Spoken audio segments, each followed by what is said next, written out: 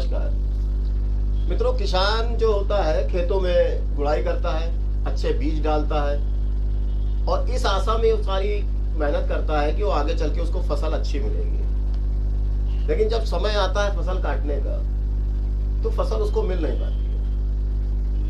वो परेशान हो जाता है, इतनी मेहनत करने के पश्चात भी हमको सफलता क्यों नहीं मिली। ऐसे ही विद्यार्थी जीवन है।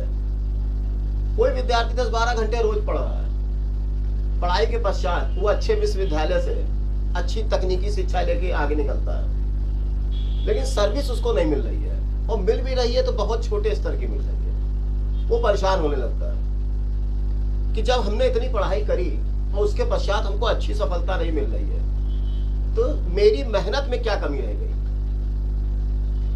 उनके माता पिता ही परेशान हो जाते हैं कि मेरा बच्चा इतनी मेहनत करने के पश्चात भी सफल क्यों नहीं हो पाता। कुछ समय पूर्व ऐसे ही एक सज्जन पुरुष हमारे पास आए।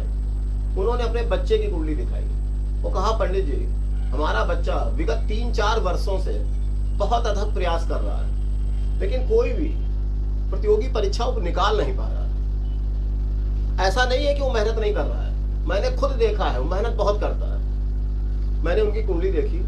मित्रों, जो आज आपके टीवी स्क्रीन पे कुंडली है ये उसी बच्चे की है। जानने का प्रयास करते हैं कि ऐसा क्या हो रहा है इस बच्चे के साथ जो सफल नहीं हो पा रहा है। ये जो 8 नंबर की आप राशि देख रहे हैं ये वृश्चिक राशि है। इसको मित्रों लग्न भी कहते हैं। मैंने पूर्व में भी आपको कई बार कहा है, यदि जिस भी बच्चे की लग्न मजबूत होगी ऐसा बच्चा जल्दी सफल होता है। यहाँ का स्वामी मंगल 3 नंबर की राशि में, ये मिथुन राशि है और ये मंगल की शत्रु राशि होती है। यहाँ पे यदि मंगल चले जाएंगे तो वो आप बिल्कुल निश्चित मानिए वो कमजोर हो जाएगा। यहाँ का स्वामी अपने शत्रु के घर में चला गया, कुंडली कमजोर हो गई, लग्न कमजोर हो गई। अब दूसरा मुख्य चीज देखिए, अच्छी सर्विस दिलाने का कार्य 2 ग्रहों का मुख्य रूप से होता है, सूर्य और गुरु। सूर्य देवता जब अच्छी पोजीशन पे होंगे, अपने मित्र की राशि में होंगे या उच्च की राशि में होंगे तो परिणाम जल्दी देंगे। यहाँ पे सूर्य 10th हाउस, ये नौकरी का होता है, सर्विस का होता है, अच्छी प्रतियोगी परीक्षा निकालने का होता है। यहाँ का स्वामी सूर्य 7 नंबर की राशि में जाके बैठ गए। मित्रों, 7 नंबर की राशि तुला राशि कहलाती है और इसके स्वामी बनते हैं शुक्र। और यहाँ पे सूर्य नीच राशि के हो गए। इसका मतलब ये हो गया कि सूर्य के अंदर शक्ति खत्म हो गई। जब सूर्य के अंदर शक्ति खत्म हो गई, मंगल की पावर यहाँ पे है नहीं, कुंडली में काफी हद तक कमजोरी आ गई है। अब जो मैंने दूसरा ग्रह आपको बताया था, गुरु देवता, बृहस्पति देवता, यहाँ पे बृहस्पति देखिए मकर राशि में बैठे हुए। मकर राशि में बृहस्पति नीच के हो जाते हैं, उनके अंदर समाप्त हो जाती है ताकत। वो व्यक्ति को परिणाम देना तो चाहते हैं लेकिन परिणाम दे नहीं पाते हैं। 3 ग्रह जो मुख्य इस कुंडली में है, मंगल, सूर्य और गुरु, ये तीनों निर्बल है। इनकी जो शक्ति है वो कुंडली के अनुसार नहीं है। अब या तो ये किस्मत का रोना रोते रहे कि ईश्वर ने हमारी ही किस्मत ऐसी क्यों बनाई, ईश्वर को मेरे साथ ही ऐसा क्यों करना था, या ये सारा चिंतन खत्म कर दीजिए। और मैं तो एक बात कहता हूं, ईश्वर ने आपकी कुंडली कुछ भी बनाई, लेकिन यदि आप सकारात्मक सोचेंगे तो आपको परिणाम भी सकारात्मक आएंगे। हमेशा यदि आप नकारात्मक ही सोचते रहेंगे तो आपको परिणाम भी मित्रों नकारात्मक ही मिलेंगे। अब आप एक कार्य करिए, मैं बहुत छोटे छोटे उपाय आपको बता रहा हूं, बहुत छोटे हैं लेकिन आपको लाभ बहुत देंगे। कॉपी पेन उठा लीजिए, इसको लिख लीजिए। सर्वप्रथम सूर्योदय के समय तांबे के लोटे में जल चढ़ा दीजिए सूर्य को। मित्रों, आप लोग सोच रहे हैं तो हम रोज करते हैं, आप बहुत ध्यान से हमारी बात को सुनिए।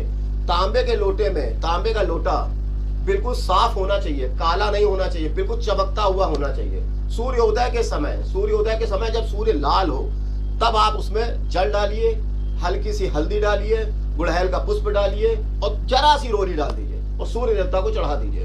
आपको परिणाम सकारात्मक मिलने लगेंगे। होता क्या है, हम लोग सूर्य को जल, एक जो घर में तांबे का लोटा होता है वो उठा लेते हैं, चाहे काला हो चाहे गंदा हो, उसी जल चढ़ा देते हैं। नहीं मित्रों, यदि आपको भोजन अच्छा बना के दिया जाए और वो थाली गंदी हो तो आप भोजन करोगे ही नहीं। ऐसे ही सूर्य देवता को जब तक, जिस पात्र से आप जल दे रहे हैं वो पात्र जब तक साफ नहीं होगा वो ईश्वर तक, सूर्य देवता तक पहुंचेगा कैसे। वो खुद ही मिलिस्ट हो गया है तो वो आपको फल देंगे कैसे। अच्छे से आप जल दीजिए, तत्पश्चात वहीं खड़े होके ओम नमो भगवते वासुदेवाय नमः, ओम नमो भगवते वासुदेवाय नमः 108 बार मंत्र का जप कर लीजिए। नहीं कर सकते 108 बार तो 27 बार तो मित्रों जरूर करिए, और ये लगातार 3-4 महीने कर लीजिए। आपको हफ्ते 10 दिन में सकारात्मक परिणाम मिलने लगेंगे। मंत्रों में इतनी शक्ति होती है मित्रों कि वो आपके अरिष्ट भी काट सकते हैं। मंत्र महामणि विषय व्याल के, मेटत कठित कुअंक भाल के।